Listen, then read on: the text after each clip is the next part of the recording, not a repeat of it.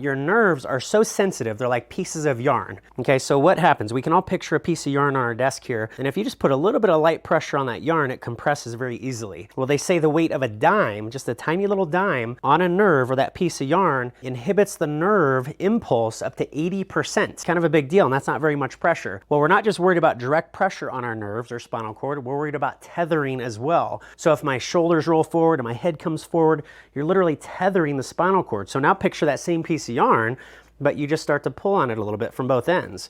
Well, we all know what's going to happen. That piece of yarn gets thinner, right? It compresses. That's called tethering. Well, that's what happens when we get this forward head posture. That's not good. So a lot of researchers and doctors actually call the curve in our neck, which we should have here, a nice little subtle C shape here. They call that the arc of life. Sounds cheesy, I realize, but the arc of life basically means that's when your neck spinal cord is the most relaxed. It's in a very relaxed position. It's not tethered.